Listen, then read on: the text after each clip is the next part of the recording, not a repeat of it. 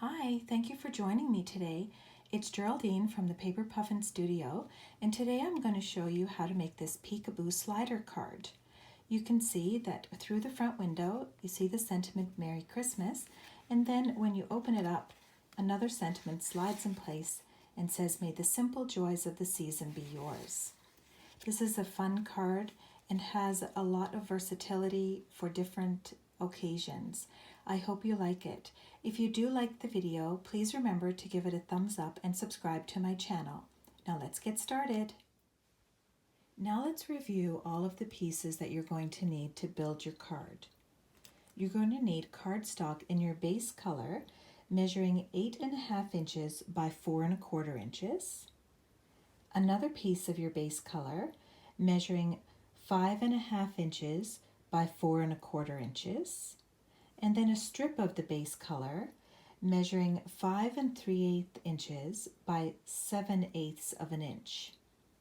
You'll need 2 pieces of basic white cardstock, one measuring 4.25 inches by 5 3/4 inches, and another measuring 4.25 inches by 3 inches.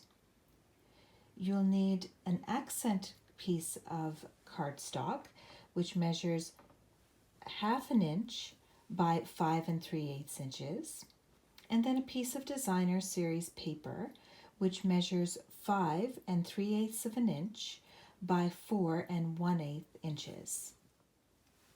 I've gone ahead and cut out all of the pieces that I'm going to use to embellish this card. So I've cut out 2 frames, and for those I used the stitched shape framelit dies, 2 of them together, to cut out a base color and then the accent color. I used the Pretty Pines thinlits to cut out all of these pieces of embellishments, and I'm going to be using a rhinestone for an embellishment as well. Now we're ready to do some scoring. So I'm going to take the base piece of cardstock that we cut at 8.5 inches by 4.25 inches. I'm going to line up the 8.5 inch side with the top of my paper trimmer, and I'm going to score at 4.25. So just lining it up at 4.25, making sure you're using your scoring blade, and score. And now we'll take the 2 pieces of the basic white which we cut, and starting with the smaller piece, I'm going to place the 3-inch side at the top of the trimmer and line it up at 1/4 inches on the right hand side. I'm then going to score.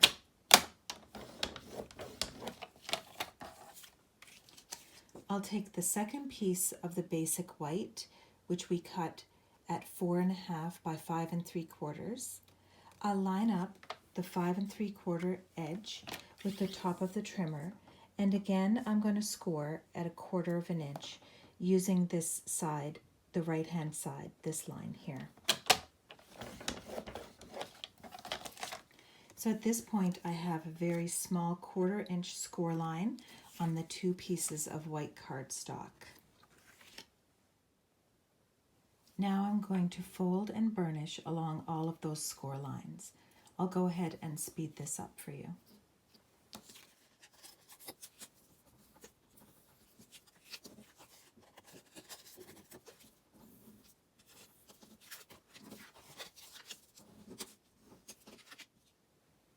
Now on the 2 pieces of basic white cardstock, I'm going to take my tear and tape and I'm going to line it up right along where I have this score line and the fold, and I'm going to place it inside of that area.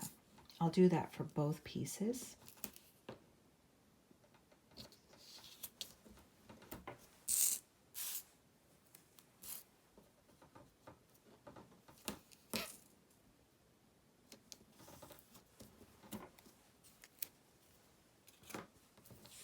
Now I'm going to attach these 2 pieces of white cardstock to the base color pieces. Now I'm going to go ahead and remove the backing of the tear and tape and attach this piece of basic white to what will be the front of the card. I'll line up the edges and attach the front and the piece of basic white. And now at this point, I have the piece of basic white and the front attached. I'll do the same for this piece. Now this piece was the larger base colored piece, and so you'll see it folds like this. I'm going to open it up. I'm going to remove this backing on the tear and tape and attach this like so.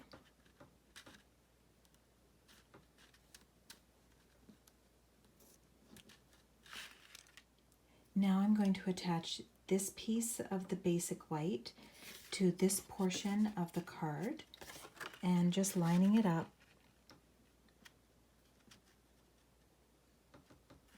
like this. Okay, so I now have those pieces ready to go. Now I'm ready to cut the hole for the front circle on this card for the peekaboo portion. I'm taking the front of the card, which remember we attached this piece of basic white to, just to show you this is the inside and this is the front. I'm going to be placing this layering circle here. I want to make sure I have enough room for the frame to go around it, and I don't want to have the circle cut so that it interferes with this white flap. To ensure that I don't make that mistake, I'll flip over the paper, I'll close the flap, and I'll figure out exactly where I want that little circle die to sit. If you're using these layering circle dies like I am, the one that I'm using measures 2 inches in diameter. You could use any shape for this if you want, oval, square, or you could use a punch. I'm going to go ahead and run this through my cutting embossing machine and come right back here. Now I've made the hole for the front of the card. Remember, I wanted to make sure that I didn't interfere with the white flap and also that I had enough room to put my little frame around. I'm now going to place my designer series paper over top so that it becomes the front of the card. So what I'll do is I'll put glue all around here, and then I'll place the designer series paper on top.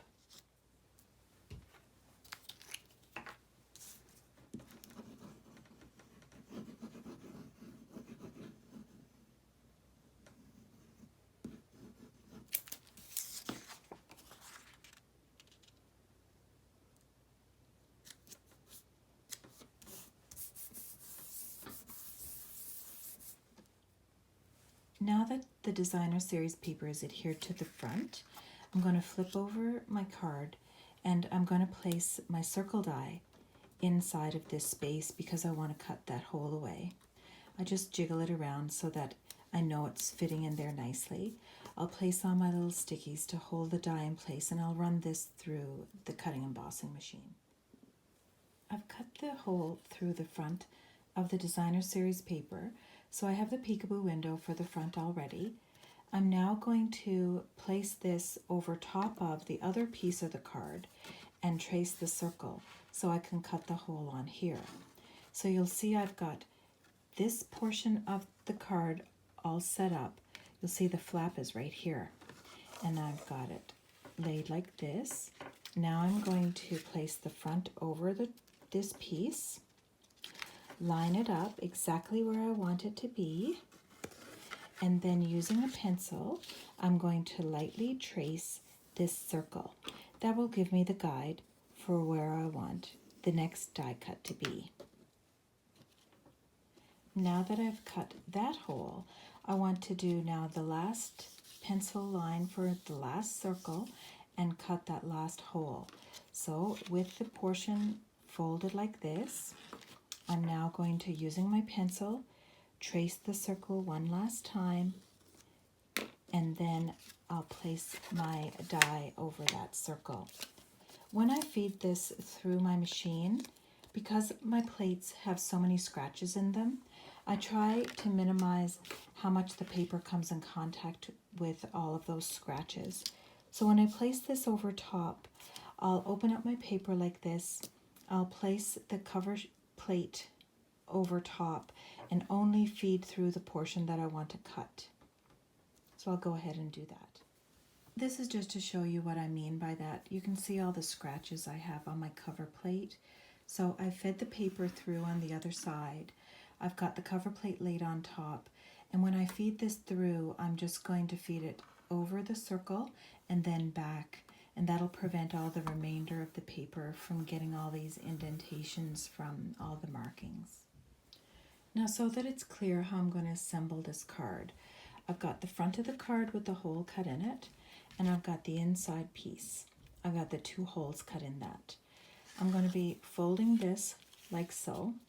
I'll take the front, I'll put glue all over this front portion, and then I'm going to attach the front to that portion.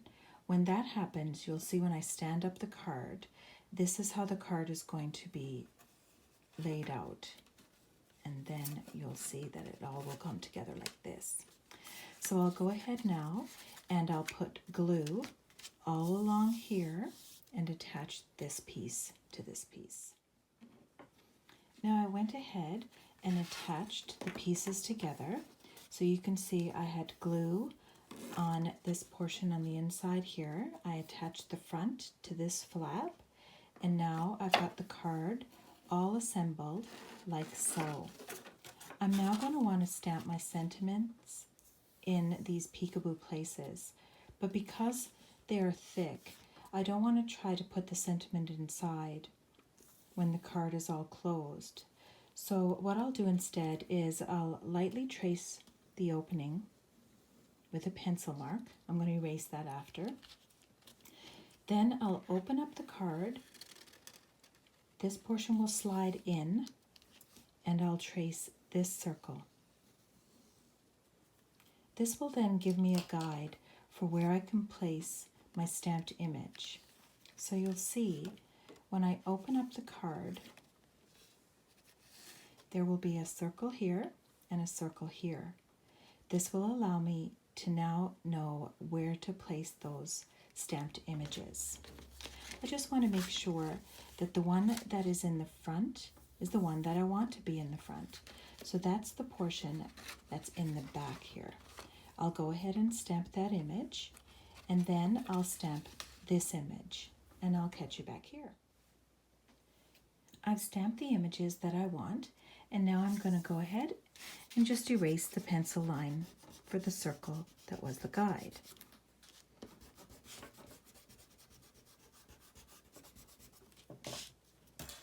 So now I'm going to go ahead and start assembling all the things that I want to be on the front of the card. So just to show you how it works, flips in like this. And now I'm going to assemble all of the pieces for the front.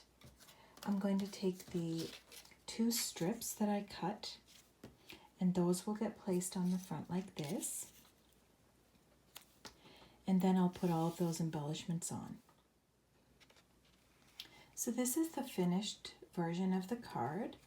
I went ahead and attached all of those embellishments that I showed you earlier with a little rhinestone here, and then the frames that were for the front and the inside portion of the card.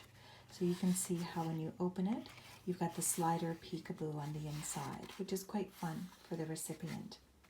I also, just so that my card held together a little bit better, I went ahead and put on the very back here a little piece of tear and tape along the edge, and I find that that helps to keep the card more in place and sturdy when you're opening it. I'll show you another version that I made, almost identical to this one. So here's another one. I used just a different sentiment on the front and slightly different embellishments here, and it opens just the same. And then I have a version that is a birthday card, and here's this one. It's your birthday. Let's celebrate. I hope you liked the video today. If you did, please remember to give it a thumbs up and subscribe to my channel. Thank you for watching. See you next time.